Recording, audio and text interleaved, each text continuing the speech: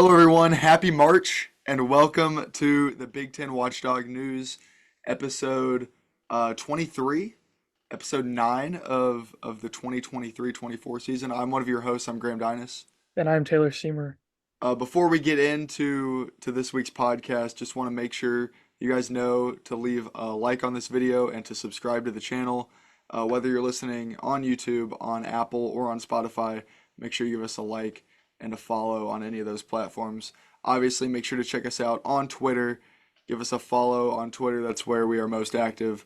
And then, yeah, we've got a new blog site. All these links are in the description. TikTok, all that good stuff is available in the description. And it's March, so we're kind of kicking into high gear now. This is when it really starts. Well, when the madness starts, I should say.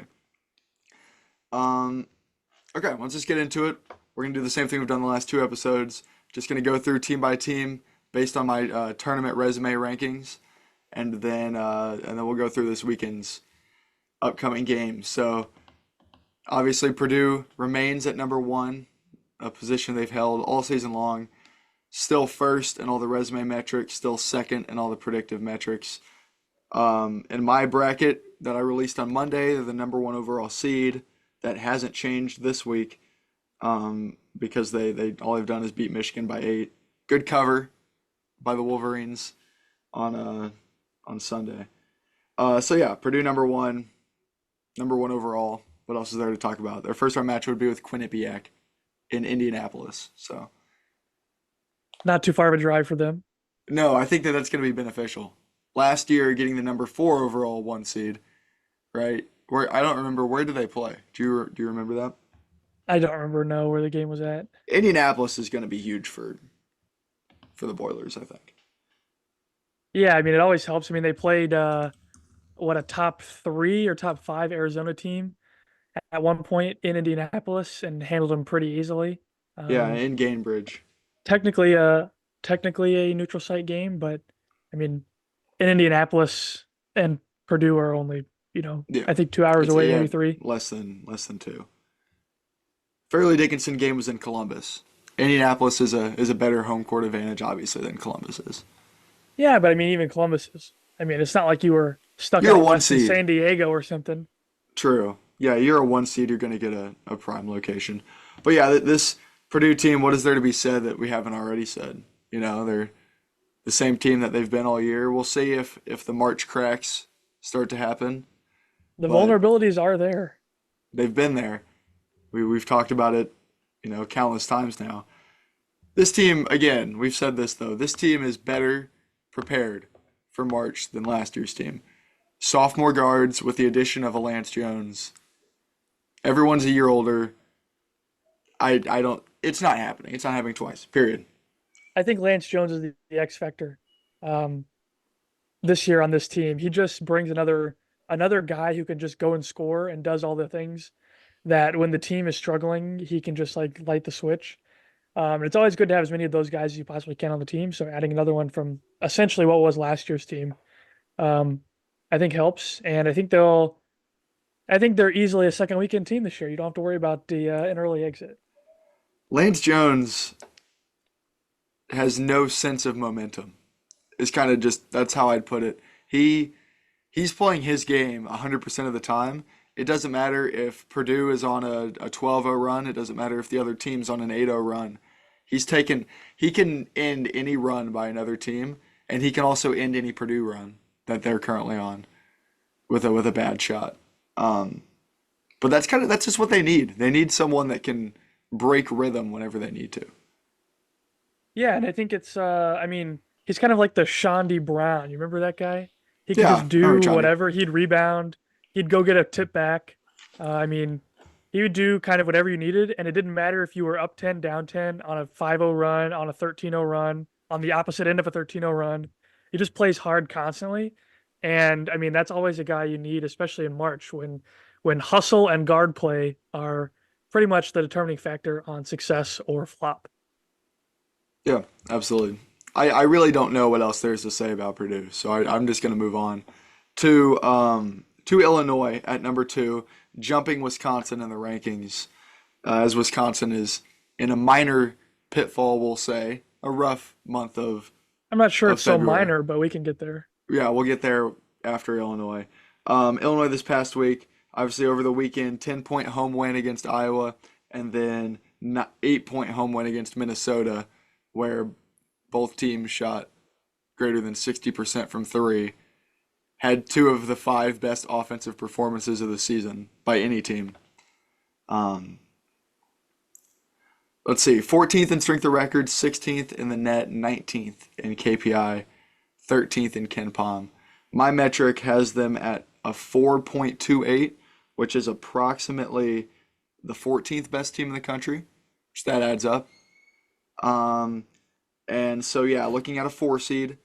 And in my most recent bracket, I'm trying to remember, I believe they had Samford out of the SoCon, which that could be a decent matchup. But four seed for Illinois. I think that's a little high, but it's probably what they'll end up getting.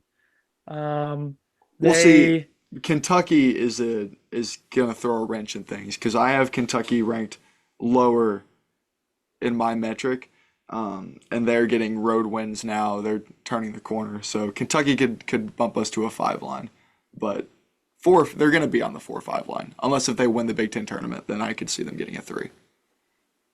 yeah, and I just don't see that happening either, really. They've shown defensive weaknesses. And I know this is something that got into on Twitter this week. There was some Hmm.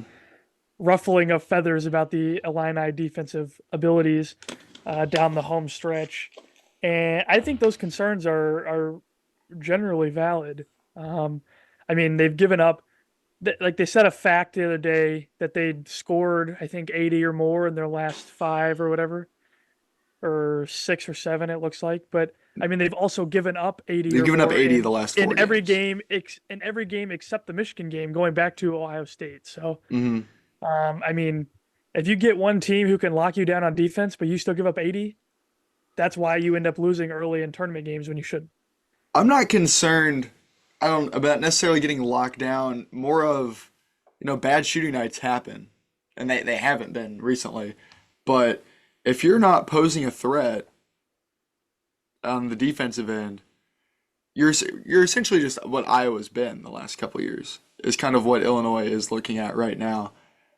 I'd say to a greater degree, maybe like that 2021 Iowa team. I mean, obviously they don't have a Luka Garza, but they're just scoring and hoping they can outscore, playing every game like a track meet. I think we talked about this last episode, but they're forcing you off the 3-point line to take tough twos, but the twos are not that tough whenever you don't have an elite rim protector, right? Any sort of ball screen action, you can get any mid-range shot you want when Illinois is in drop coverage. Um, And then if they go back to what they had been doing with switching all the screens, then you get guys slipping that. I don't know. I every time I watch Illinois, I think, how do other teams guard? Because it seems like whatever, ploy we use, it gets abused every time. You I mean, know, I think that's. I mean, for every action, there's an equal and opposite reaction. of I course. mean, coaches aren't dumb, or they wouldn't be Big Ten coaches. Yeah. They know that in the first 5 minutes, they can see what kind of defense you're going to play, and they can pick the opposite, counter to that. I don't think that's anything like that's going to happen anywhere you go. So I wouldn't say that that's necessarily what my biggest concern would be on choosing whether or not to switch screens. But I do see your point and how that causes problems because you don't really have Illinois the guys to catch on the back end. they choose to give up these mid-range jumpers and guys just hit them at super high clips, but that's the shot that they want you to take. And so, is that the right way to go about it whenever, you have a Minnesota team that's going to shoot 68% from the field against you? It's an interesting case study. There's a lot of teams in this year's tournament that, especially like kind of on that 3-4-5 line, like your Alabamas, Kentucky, they played each other and that game was in the almost in the 120s. Illinois, Baylor, these teams, like there are several teams in college basketball this season that are top 10 offenses top 30 offenses the last 20 years, and in the 40s in defensive metrics. And so it could result in fireworks if they play each other. It's interesting because when you look at the Big Ten, you have teams like a Rutgers, like a Maryland, even Indiana, that are decent in defense. I mean, Indiana's decent in defensive metrics. Rutgers and Maryland are very strong defensively, and they just can't score.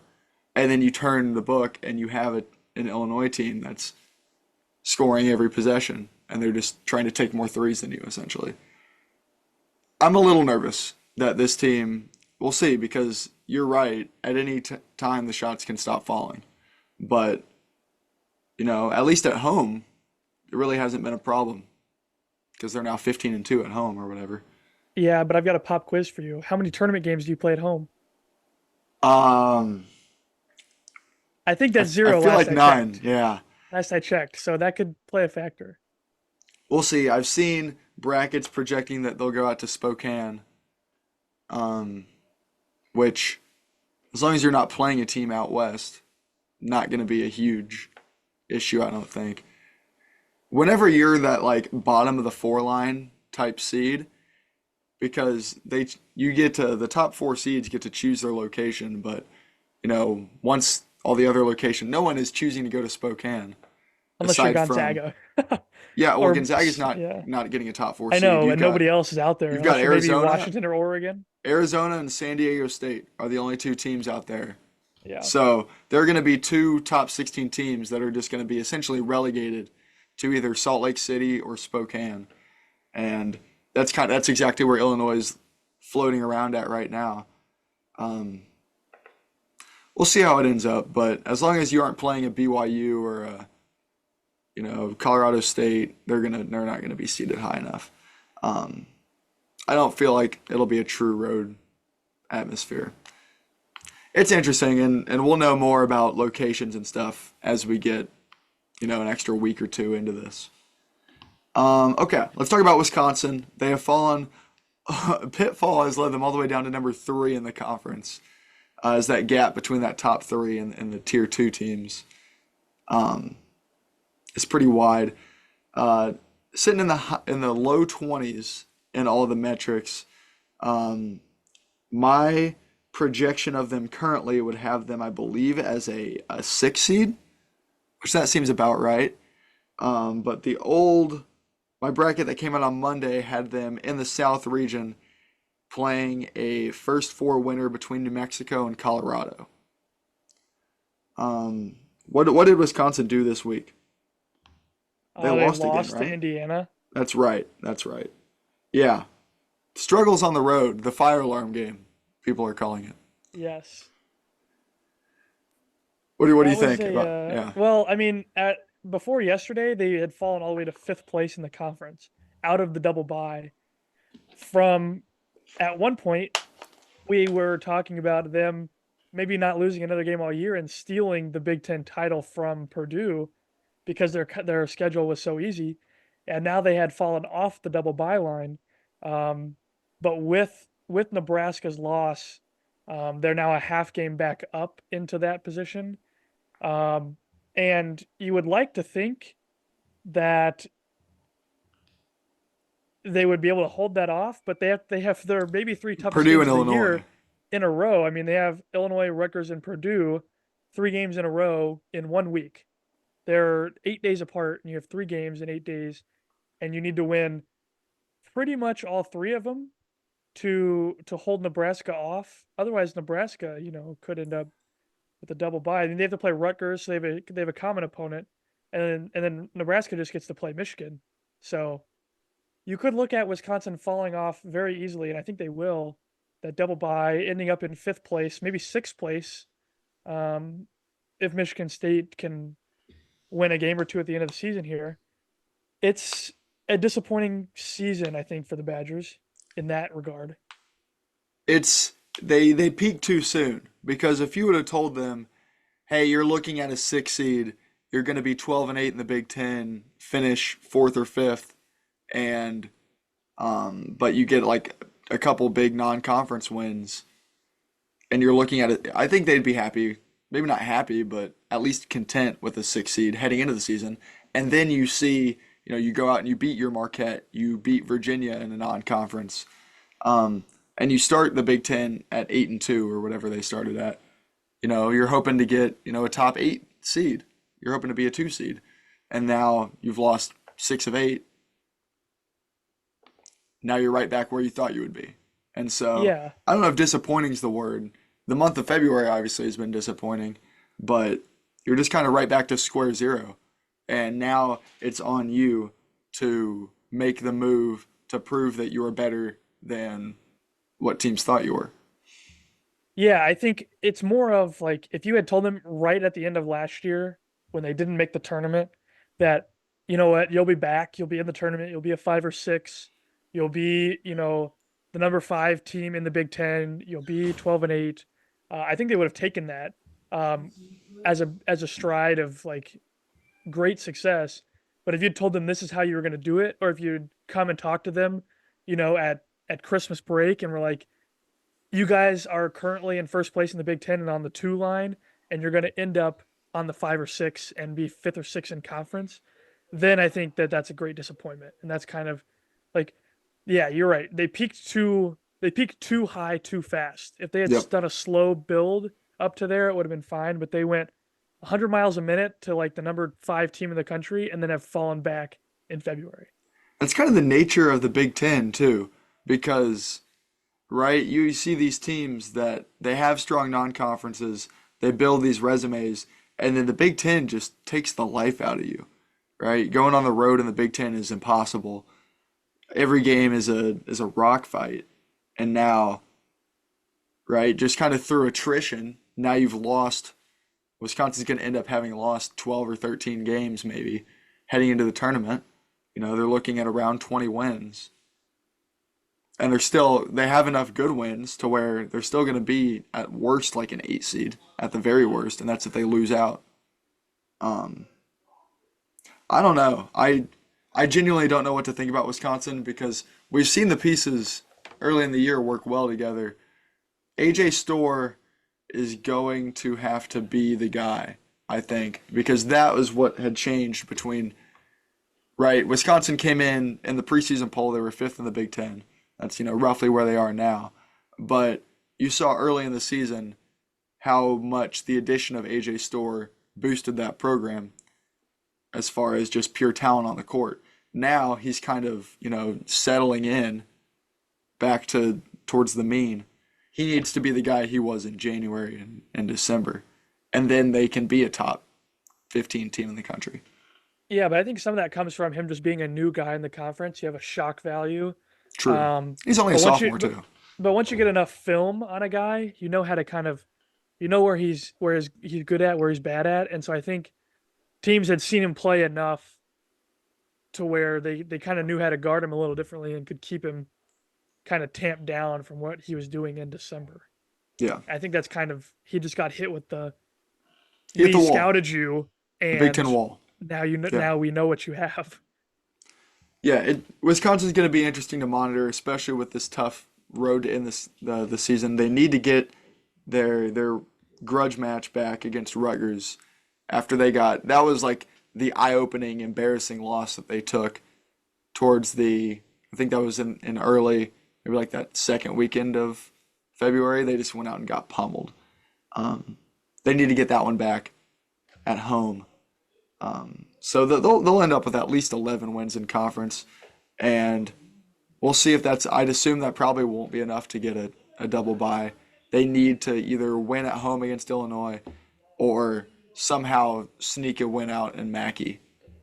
But honestly, well, it depends.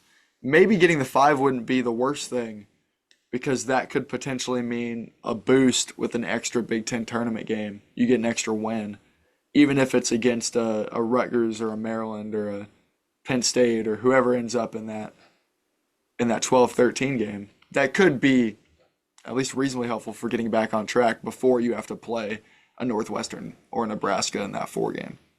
Yeah, I mean, as of now, they would be either Maryland or Ohio State you would get on a Thursday after they played a game the day before, but then you'd have to go again and play Nebraska on a neutral site I don't want to So see Ohio State. yeah. So I don't know. It doesn't look. The schedule is not built in their favor It's not opening up for them. at There, all. there is a path, but It was it's a winding and scary path. the schedule was very open for them early February, and they squandered every chance that they had. Yeah, this month it probably could not have gone any worse. But even saying that, they're still a lock for the tournament, right? They're Oh, they're for not sure. missing the tournament, so they've No, done yeah, no. enough. Even if they lose out in their last three games, they're making the tournament. Yep. Okay. Northwestern remains at 4. Um, their stock has gone up a decent amount since the last time that we ranked these teams, but they are still fourth. Let's see. My metric estimates them as a high 7 seed, which I think is reasonable. But the last bracket had them in an 8-9 game against Florida Atlantic, so that won't be the case. Um, what do we got? Yeah, I mean they're currently 19th. sitting. Go ahead. Yeah. They're 19th in strength of record, which is great, but they're in the 40s in net and Ken Palm, which isn't great. They lose Ty Berry for the season, and now they're adding guys to their rotation that are, essentially like the auto-generated players at the end of the bench The on NPCs, if you 2K. will. Yeah, like they started Blake Smith last game, and I hadn't heard of Blake Smith until, mid-February, and now he's starting games for this team and contributing. It's nuts what Chris Collins has done. He's right back in the conversation for Big Ten Coach of the Year like he was last year, I think. I think he's And right there with those guys, with he Hoiberg and Ben Johnson and Painter. he very well could win it. I mean, for what he's done with the guys he had, I mean, they were projected again to finish, middle of conference, and they've Yeah, gone they were to. they were like ninth. They're gonna wrap up third place with one more win. So it's like it's pretty remarkable what he's done, especially with the guys that he has. He doesn't have flashy 5-star guys. He's got dudes who have just been there, He's got and Boo Booey. he Yeah. gets them to he gets them to just play, and that's all you can ask for, really. If you can get guys who can just play, your job becomes a lot easier. Yeah, they picked up the road win at Maryland, which is huge. Winning at Maryland's tough. Um, on Wednesday, that's they're 11-6. They're a full game ahead of Wisconsin. Do they? Hmm. They have the tiebreaker over Wisconsin, correct? Or am I I think am I so. wrong? Um, So essentially, it's a 2-game lead if that's the case. no, Wisconsin will have it because they Wisconsin beat them. That's right. That's right. Okay. But So with one more win, Wisconsin would need to win 2 of 3 against Illinois, Rutgers, and Purdue yeah, to tie with them. I just don't see that happening. So with one more win, they can wrap it up. yeah. So that's huge for Northwestern, and I don't want to say that they're entirely safely in the field. They've got a home game against Iowa that they need, followed by at Michigan State, and then home against Minnesota. I think as long as you can pull out 2 of those, if you can win 2 home games against Iowa and Minnesota, then they're a lock as well. And they're suiting up for a double bye and a really a not well, they'd probably have to go through Michigan State, but they've already beat Michigan State. So, no, all you can ask for in the Big Ten tournament is to try and get in that bottom half of the bracket. Just hold off trying to match up with Purdue as long as possible. I think Essentially, yes. that's your best strategy. I would rather be the sixth than the 5, because give multiple teams chances to take them down. Not that it'll happen, but that's your best advantage. So that 3 seed would be huge for Northwestern. Yeah, I think I'm going to disagree with your take though on needing to win 2 more games. I think if they just win one, they finish third place in the conference. If you finish third place in the Big Ten, you should be a lock at the tournament, especially when teams below you are going to be in. Yeah, but Northwestern, the only reason that I would say they need a win against Iowa or Minnesota or both, um, this Chicago State loss at home, right? Just the non-conference, as much good stuff as they've done in conference, a horrible loss like that. They're even if they are third in the conference, you need that extra bump if you can if you take that bad of a loss in the non-conference. Which I don't know. I I think think I think it's going to take them getting blown out in one of the in really a lot of these games for them to not make it. They're right there. As long as they don't get blown out, I think they'll be fine. I think one more win pretty much solidifies it. But I guess we'll have to wait and see it on Sunday if when their They're name yeah, gets I called. mean, are they at 20 wins yet? How many wins is Northwestern at? They're 20 and 8. Yeah. They're going to be hard to leave out in general, but if they look bad, like really bad down the stretch, it's possible. But it's not going to happen. This group, Boo Booey's too locked in. Chris Collins doing all the right things. Brooks Barnheiser has emerged as a secondary scoring option. It's crazy how much they do with how little they're. I said this earlier. They're the anti-Michigan, Yes. right? I Both would agree with very that shallow sentiment. teams, but you got Northwestern who's making the most out of, a not very talented, well, just a few talented guys. Where we've got Michigan who's got these talented guys and they're not doing anything with it. Okay. Nebraska remains in fifth as well, 31 in both resume metrics, 38 in Ken Palm, 43 in the net. My metric would have them as an 8 seed, as the lowest 8 seed. Um, and my most recent bracket has them as a 7 playing Ole Miss, which Ole Miss might be falling out of the tournament as well. Um, but yeah, Nebraska, like you said, a win away almost, right? They've got two pretty easy ones left. And And if they they really take only care of need one of those, them essentially because they've got the eh, tiebreaker. yeah, then I mean, we'll see. I think Wisconsin hosting Illinois is a toss-up. They're not going to win in Mackey. So at most, you're going to see Wisconsin get to 12. So yeah, if they win out, they're a lock for that 4 spot, I think. Yeah, I think so too. Um, I mean, they've got two easy games, but can we talk about Fred Hoiberg? Um, that man went from back-to-back 7-win years, and now has Nebraska on the double bye line for the first time ever. He's done a So tremendous job. And whenever he was hired at Nebraska, I kind of knew. I was like, this is going to be a long rebuild, but seeing what I like at Iowa State, he was so good. And then he goes to the Bulls. The NBA isn't really his speed, and he comes back to Nebraska. You knew whenever you hire a coach of Fred Hoiberg's stature, he's going to get you there. right, they're And very well there, and they're they're well very good. positioned, I think, to easily get their first ever tournament win, maybe two. If they get the right draw and they have one of those nights that they have every once in a while, I think if they you could get they could very easily knock off a 2 seed. you've got them at an 8, you said, right? So Currently an 8, yeah. if they get the right 9, that doesn't really match up well, and they get into Houston's set. Houston has great defense, but I don't know if they have enough offense. If someone maybe Keisei Tominaga, wink wink nod nod, goes off for Yeah. 30, I think you could easily see Nebraska taking down Houston because Houston doesn't have the offense to keep up with that. It's yeah, Nebraska, we've seen it. They beat Purdue by 16 points at Pinnacle Bank. They can beat anyone in the country, right? On the right night, they can do it. That is it going to happen against a Houston or a Connecticut or Arizona, Carolina, Tennessee, whoever grabs that last 1 seed? That's for us to watch and hopefully find out. Um, but yeah, no, Fred Hoiberg, tremendous job. I think they were projected 12th in the preseason poll, if I remember correctly. And we probably both, I know for a fact I said, I think we were both on that's too low. Hmm. They We knew that this team was going to be competitive and fighting for at least a tournament bid, and Yeah, they're but I didn't know they essentially would be there. on the double byline. Yeah.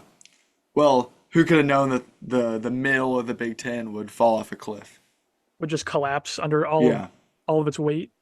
Nebraska essentially is maybe slightly better than I thought they would be this year, but not a ton better. But instead of being the seventh or eighth team, they're locked in that fourth or fifth range because of how weak the middle is. So I mean, we're once again in a situation where it's not as bad as last year, but the difference between 6th and 13th is only 2 games. The Yeah, difference between a double bye and 13th is 3 games. So I mean, the middle of the conference is just yeah. it's such a It's wrecking ball and like a roadblock for anyone trying to move up or down because you just run into everybody who's equally matched. it's just because road wins are so hard to come by, especially this year, or this year more like across the country, road wins are hard to come by.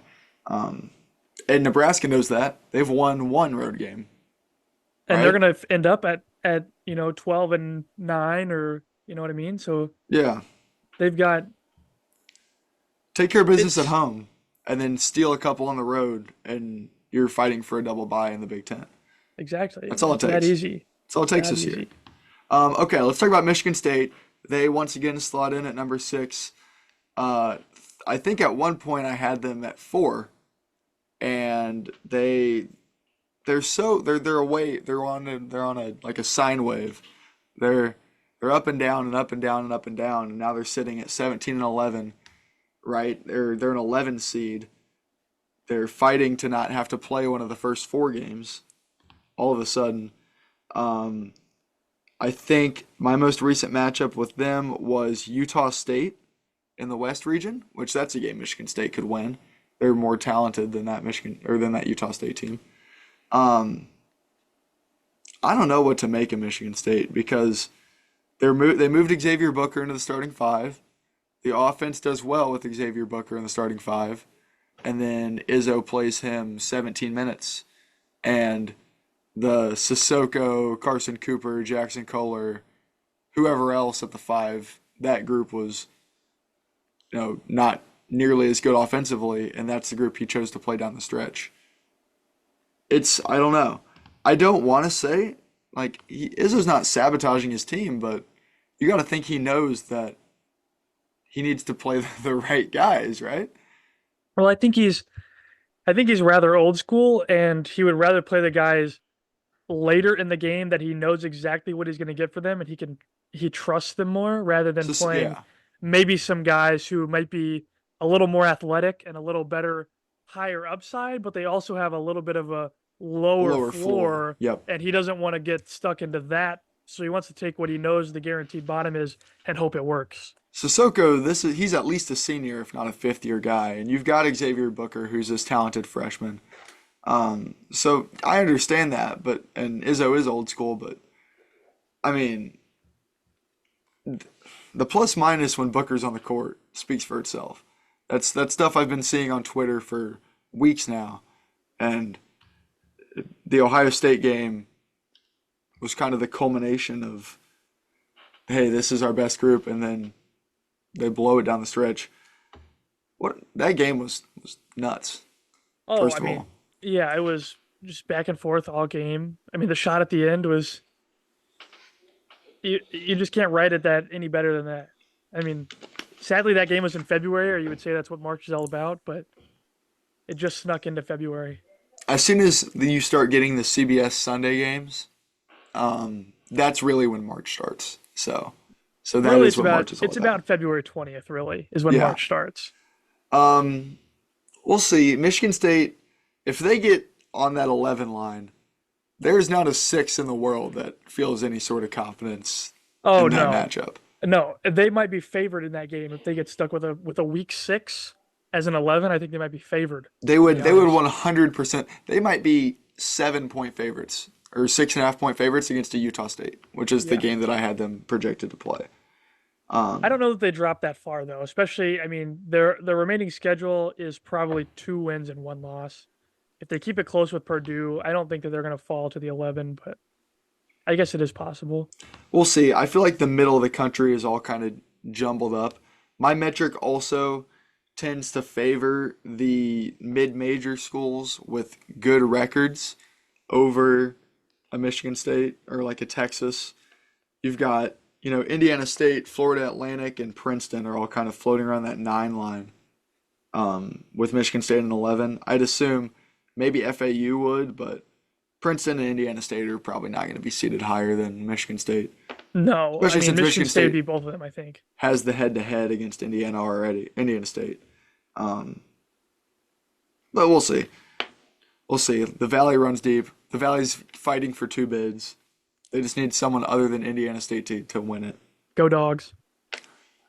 That's something that I could see the Dogs getting in as a 13. No one wants to guard Xavier Johnson in March. The best Um, Xavier Johnson in college basketball, that is. okay, let's get to the teams that are on the outside looking in. We'll kind of move quickly through these. I predicted, I think, 2 episodes ago that of this group, Iowa was the team that I thought would be fighting for a bubble berth. And that's exactly what they're doing. I still think they're just off those first 8 out, but a couple good wins, especially in the Big Ten tournament away from serious consideration. This team's won 20 games. They could sneak their way into a first 4 game. Yeah, I mean they still have a game against Illinois at home to round out the year. Yeah, And then they're currently projected to take Rutgers on in the Big Ten tournament, which I think could, if they win that's those winnable. two, and Northwestern, I think if they finish out the year with those 3 wins and then lose to whoever they play second in the Big Ten tournament, I think that's Illinois or a Northwestern. Yeah. solid, a solid tournament resume to sneak on to the bubble there. We'll see. I just It obviously is going to depend on how the other teams on the bubble play, yeah. especially if one or two or maybe 3 of them that's starting to ask for a lot, but take a bad loss. I don't see why Iowa couldn't make it. You know how badly Iowa is going to be rooting for your Indiana States and St. Mary's Oh, and sure, Gonzaga, they can't have any bid stealers if Florida they want to make Atlantic. it.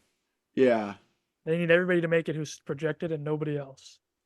it's a long shot still, but there's opportunity. The door is creaked open for Iowa, and then the other team that I think has a long shot path to maybe have a shot to get in is this red hot Ohio State Buckeyes team, who's 3-1 under interim coach Jake Diebler. They're sitting in the 50s in some of the metrics, 60s in some of the others. They're probably 11 or 12 spots off the bubble, but now they've picked up a road win at Michigan State and a home win against Purdue. Correct. Those are some of the best wins in the conference all year. And even if they're sitting at 7-11 right now, if they can finish this year with 9 wins in conference, that would get them to 19. I mean, they're close to a 20-win team that has wins at Michigan State, at home against Purdue, and neutral court against Alabama.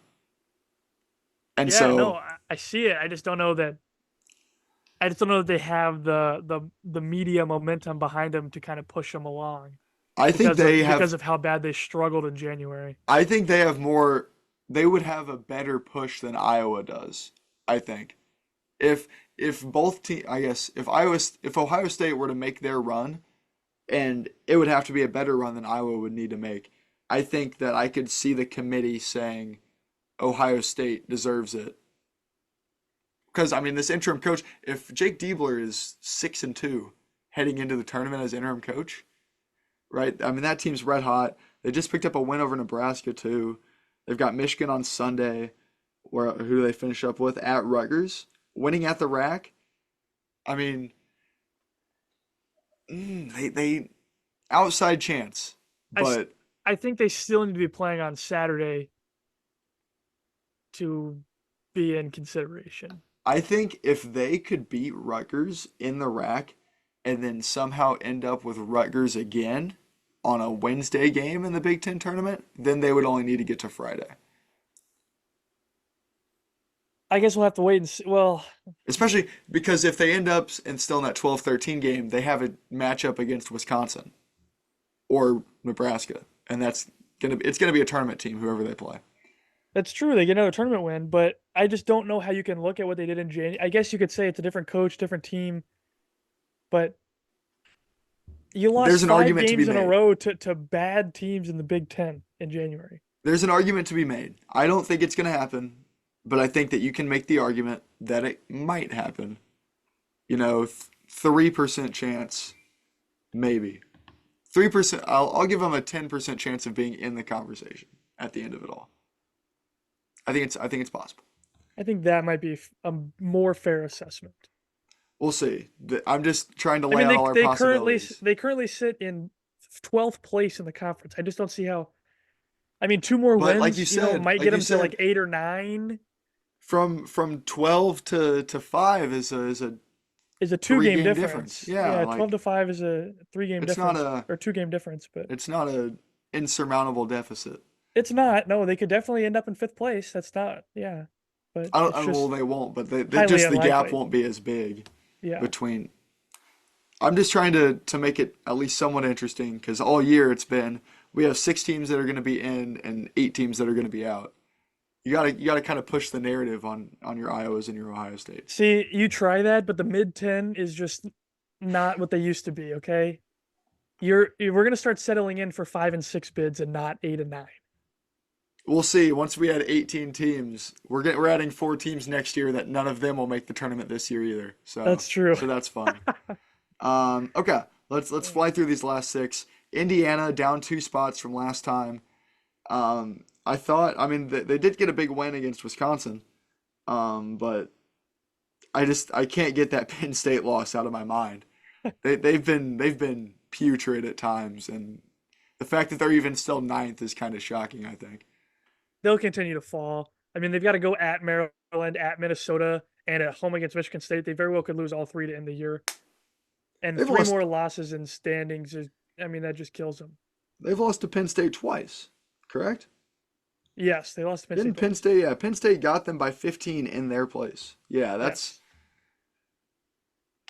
I don't, yeah, Yeah, we'll and then they got see. to go at Maryland, at Minnesota back to back, and then playing the third game in 7 days is at home against Michigan State at 3:30 on a Sunday. Sunday.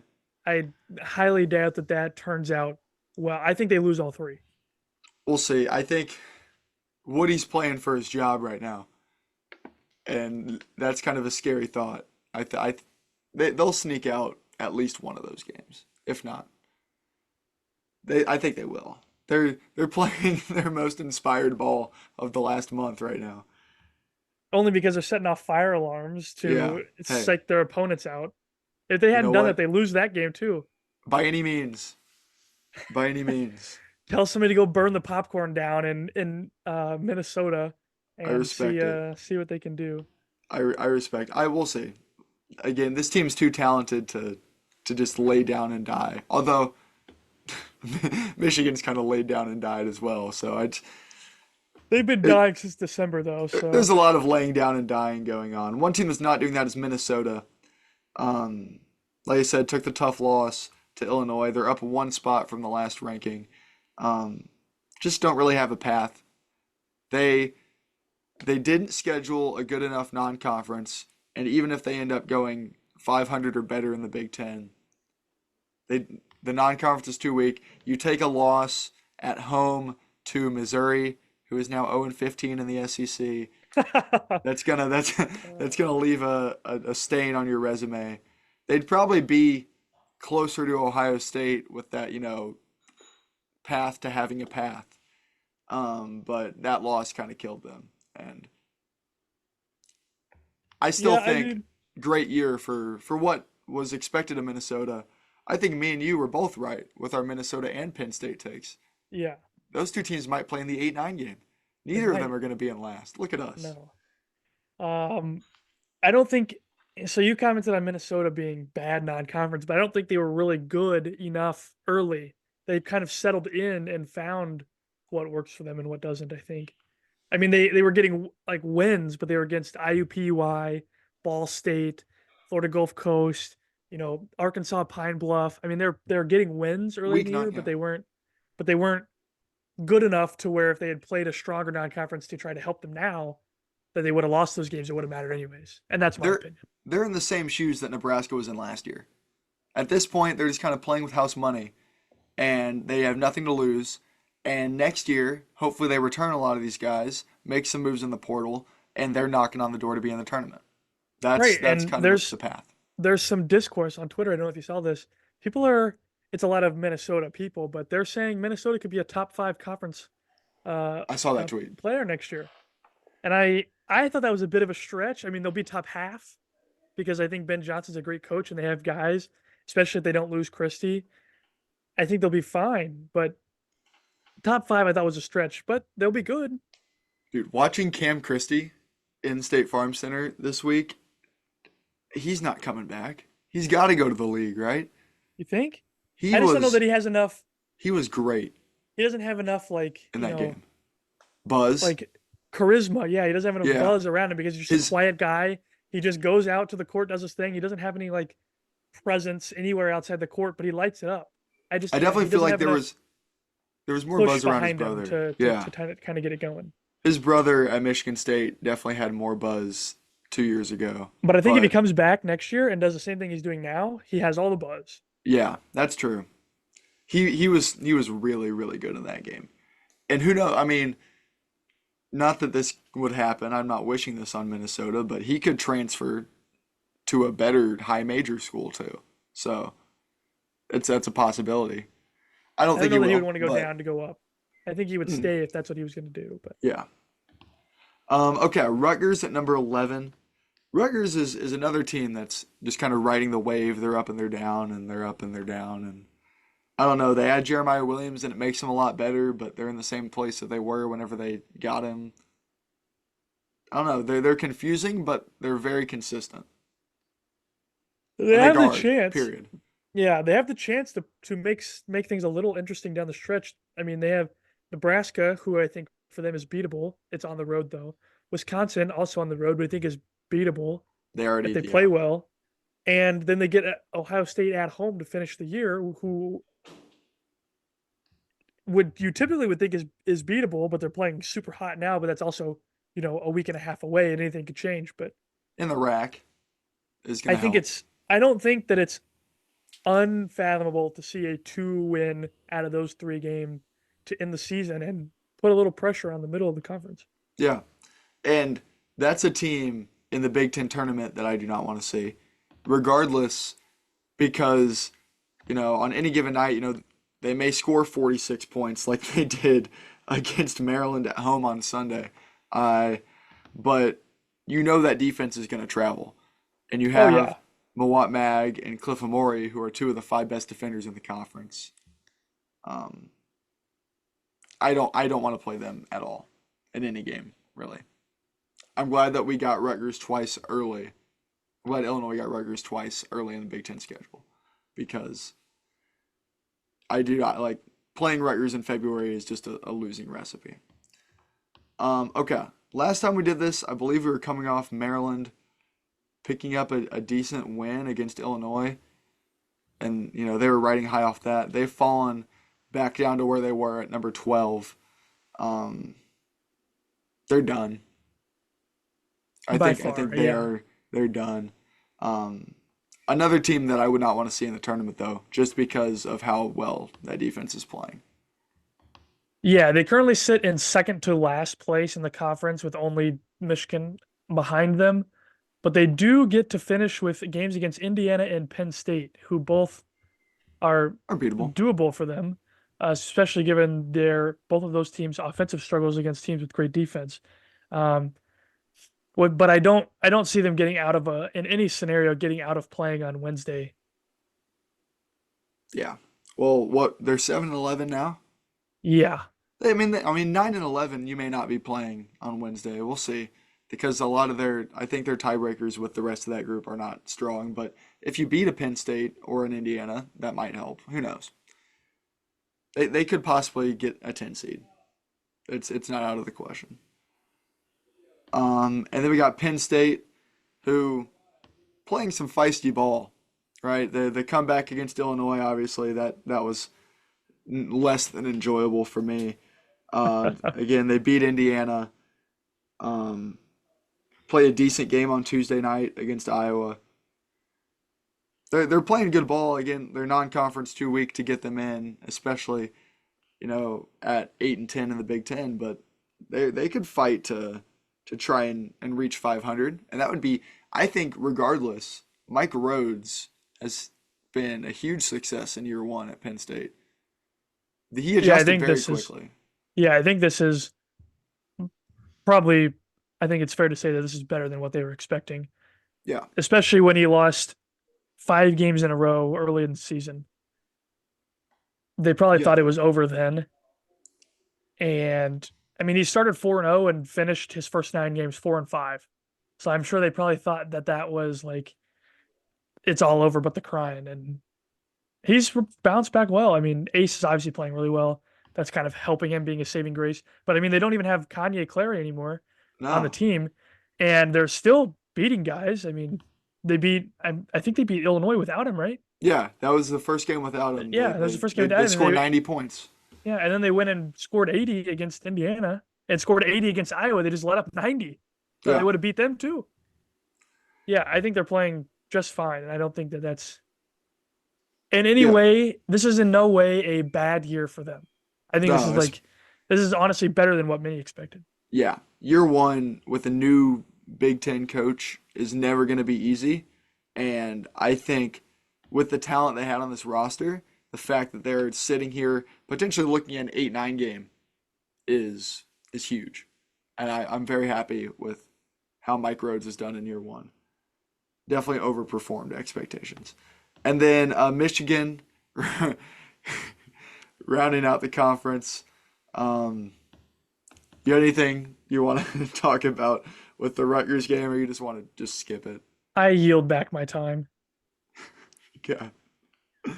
Oh. Okay, let's talk about this weekend's action. Um, First game of the weekend is Illinois at Wisconsin. This is the first game between two of the top six teams in the conference in 3 weeks. There was Well, not a you're gonna single. get you're all 4 of these games on Saturday are against top 9 teams. Yeah, the Penn State Nebraska being the Minnesota game. only team There's not. some interest there, and then Iowa's starting to make it interesting. But this game is, I've been waiting for a game between Illinois and Wisconsin for a long time now, and It it's had a lot finally more here. hype 2 weeks ago, 3 weeks ago, though, Yes, it did. than it does This now. Sadly, this game is going to be a huge get right spot for Wisconsin, right? As big as the pitfall has been, they're still pretty good at home. Illinois' defense, like we talked about, has been shaky at the very least. Um, this could be a get right spot for Wisconsin. I'm not sure where to go with it. Do you have a line on these games yet? I'm trying to find it right now. You just have to give me a Okay. second. Well, I if I had to guess, I'm gonna say Wisconsin is favored by 1.5. Oh, I would doubt that, You're but in a I home mean, game, Wisconsin's played so bad recently. But then again, Vegas doesn't care about current games. It's only what time is this game at? noon Central, 1 Okay, Eastern, noon. So I'm finding. on Big Ten Network. I don't Illinois. see them listed on here, so they must not be on They here. may not, yeah, they may not have it listed. They have some Saturday games on, but Huh. not any of these. Well, wh- I want to say Illinois pulls it out, but I'm biased, obviously. I think they will. I mean, Okay. Wisconsin's played so bad. Wisconsin, It's I think Wisconsin needs it. I really think they need it. oh, they need it if they want to look like they're not a floundering fish that's stumbling into the tournament. You've got But I to mean, even regain still, they might still look like that. you've got to Really, regain some momentum at some point. I think this is the perfect spot to do it. I hope they don't, but that's kind of what I think. I'm very excited for the Terrence Shannon AJ Storr matchup. Um, I've said for a couple of weeks now, after watching enough AJ Storr, I've determined that he is just the vertical Terrence Shannon Jr. and Terrence Shannon is the horizontal AJ Storr. If you look at how they move on the court, I feel like AJ Storr is an incredible leaper, and he jumps off 2 feet, and he just jumps super high. He's not going to take charges.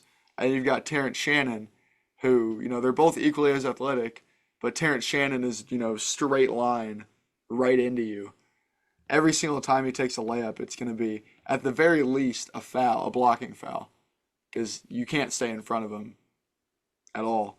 One thing that I've noticed with Illinois and Terrence Shannon Jr. this year, the changes in how referees call block charge has been massive for Terrence Shannon. You know how many charges people would take on Terrence Shannon? He would foul out Oh, of every game oh, he at fouled this out rate. every game in the first half. Yeah, he just blows up people, but you can't take that help side charge anymore. And so he's probably adding 5 to 6 points per game at bare minimum off free throws and, weak help side defense because you can't take that charge anymore. Hmm. I'll take it. I kind of hate the rule, but since it's Oh, benefiting it's the a stupid Illini, rule. then I will take it. I'm with you. I'll take Illinois to cover. I don't care what the line is. I'm gonna ride with my guys. There you go. Okay. Penn State at Minnesota, potentially playing for an eighth seed here for who gets to wear the white jerseys and On then march Thursday. and then march to their impending death. Yep.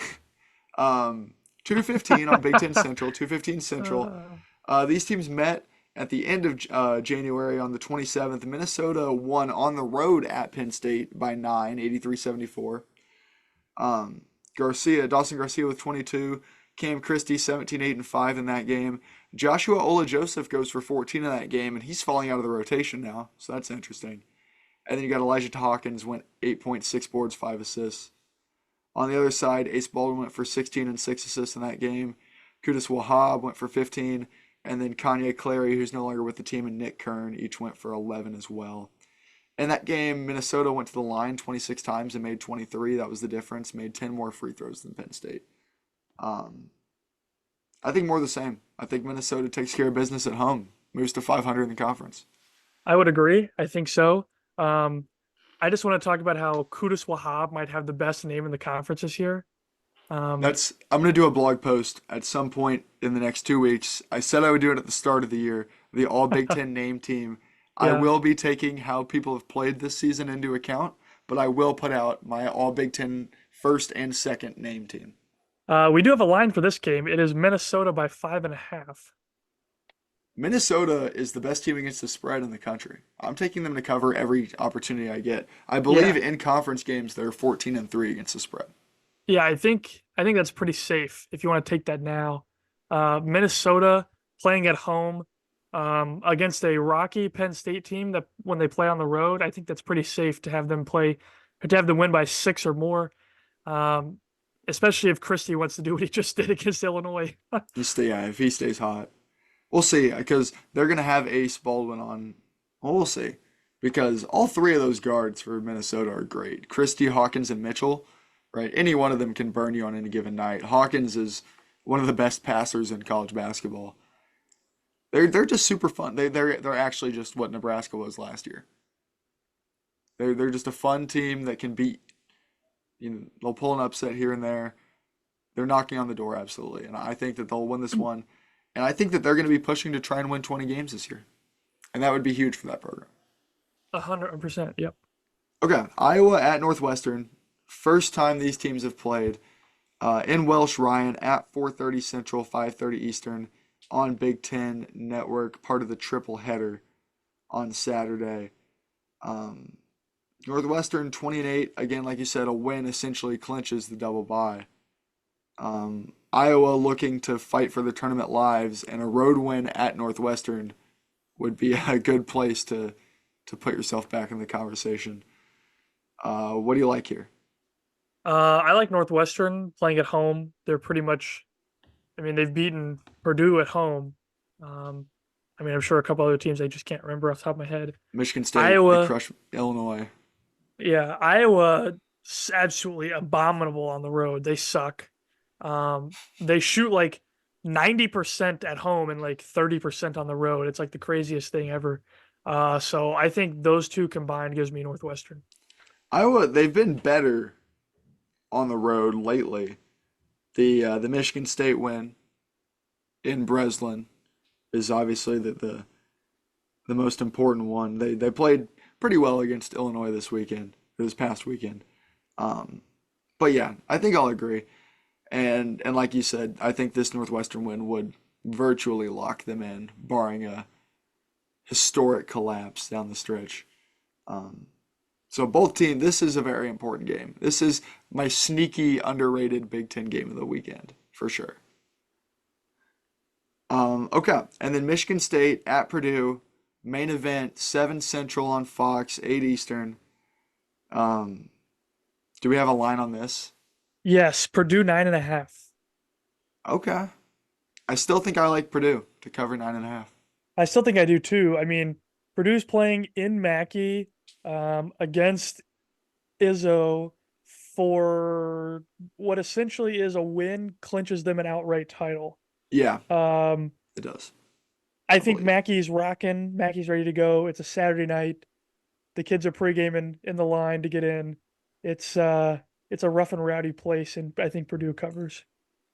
Yeah, I just don't see the path for Michigan State in this game, but they're one of the more talented teams, so I guess any given night, but no one's beat Purdue and Mackey all year. I don't think that trend stops on March 2nd. So, I'll agree with you there. Okay, let's move into Sunday's games. Indiana at Maryland at 1 Central, 2 Eastern on CBS.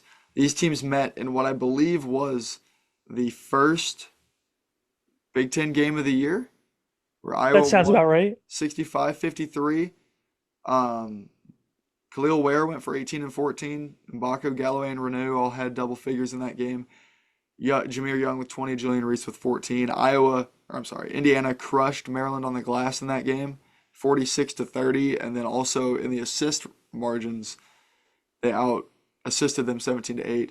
Two of the worst shooting teams that have ever been assembled.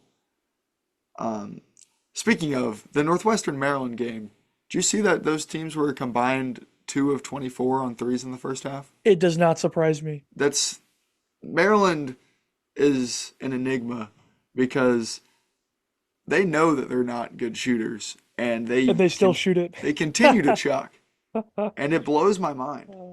Um, Hey, the law of averages says eventually it'll go in. and I think the law of averages says they shoot the ball at about a 28% clip as a team from three. So, Shoot or shoot. Maryland's at home though. Great defense. Woodson on the road fighting for his job, potentially. What do you like? I don't like Indiana. I know that. I might not like Maryland, but I know I don't like Indiana. Yeah, Maryland at home, especially with that defense, I kind of like that as well. On an early Sunday afternoon, I guess it's 2 o'clock, but or 1 o'clock Central, and Two yeah, o'clock I don't know. local. I just like Yeah. Maryland. I think The, relatively easily. the Xfinity Center home court arena is not what it was last year, to say the least. So Indiana could go in there and sneak out a win, but I think I just I like Maryland at home. Okay, Michigan at Ohio State. Ohio State looking to get their revenge for the Martin Luther King Day game. 3 p.m. Central, 4 o'clock local time on CBS, part of their doubleheader. Like I said, Michigan won by 8 last time, although Olivier Kamwa went for 20 in that game. This was, I believe, Doug's last, or no, that was a home game. So Doug goes for 15, T-Will goes for 18. Bruce Thornton with 19 points. In that game, the difference, Michigan shoots about 50% from three. Ohio State shoots, is that 12% from three? So that was the difference in that game. I don't see that repeating on You might Sunday. you might call me crazy, but this is the exact game that Michigan wins. Like all this random crap going on, Ohio State's getting all this hype, and then they just go and lay an egg and crap the bed in this game and the worst against the worst team in the conference. I would not be at all surprised if Michigan wins this game by 4 or 5. If there's one thing that Michigan knows how to do right now, it's beat Ohio State. It is. Um, you're not wrong. I could see it. I don't think I would bet it to happen, but this No, but is I but I'm not surprised at all if it happens. this is It's an yeah. Michigan has an opportunity to win on the road here, but especially after if you take a look at what Ohio State's done, right, coming off a win, and then a huge emotional victory at Michigan State, as well as the home win against Nebraska. Michigan coming off the worst loss of the season, probably. Oh, by far. So, regression towards the mean. I could see it. I'd still pick Ohio State, but it's possible. I see where Don't you're be coming from. surprised. Don't be Okay. surprised. And we have Nebraska at home to finish out the weekend, hosting Rutgers at 5:30 Central, 6:30 Eastern on Big Ten Network. These teams met in mid-January. Rutgers won that game 87-82. Hyatt and Mag combined for 33 with Cliff Amori and Derek Simpson each going for 14. On top of that, no Jeremiah Williams in that game. Um, in that game also, Bryce Williams goes for 22. Casey was 16. Wilcher went for 12 off the bench. And then Rutgers, this is a shocking number here, but 56 rebounds in that game There to was a lot of 42 misses. to 42 for Nebraska. In a game that was in the high 80s, 56 rebounds. That's an A lot of up-tempo game. offensive rebounds. Rutgers, that's not their style either. I think in this game, Nebraska obviously hasn't lost at home. I think they lost to Creighton at home, but that's their only loss. In Big Ten, they haven't lost yet. They're going to dictate tempo, and I think that they're gonna win game 21 against Rutgers. The other two games of the day are both on CBS, but this is definitely the best one. So I'm not sure how they ended up deciding that, putting Rutgers, Nebraska on BTN. It's Uh, markets. Michigan, Ohio State, Maryland, Indiana. Those are four of the biggest names in the Big Ten. And but then, nobody wants to tune into that if you're not a fan of just those two teams because they all suck. yeah, Rutgers and Nebraska has like a little bit of implication in it. the CBS Big Ten games this year have not been great by any stretch of the imagination. And I think it's just because, like I said, there wasn't a game between two tournament teams for 3 weeks. Um, but yeah, no, back to back. They schedule these before the season starts, so Michigan Whatever. Ohio Give me State's going to Nebraska. be Michigan Ohio State is going to be on national television every time they play, I feel like. So, but yeah, I'm excited for this one. I think Nebraska is going to also virtually lock themselves in with a win against Rutgers. Yes. One more win should give them the double bye. Easy. They hold the tiebreaker, and Wisconsin has a tough schedule. This could be the game to do it. Yep. Okay. And though that is all the games this weekend, and so that is just about everything. It's March. You have anything you want to add before we wrap it Um, up? it's March. Don't sleep now because we sleep in May. Yeah, This we is got two the months before the next sleep. please become an insomniac if you ever wanted to do it right now because we've got all kinds of games to go. John It, Rothstein broke into my house and stole my nitroglycerin pills. I saw I love that. that. People are making the comparison that Rothstein is the Santa Claus of March Madness. Oh man. And make sure you leave out your cookies for John. Yeah. Leave out Um, your cardiologist recommendations and your Sharpies and your lighters and your nitroglycerin pills. oh, I love John Rothstein.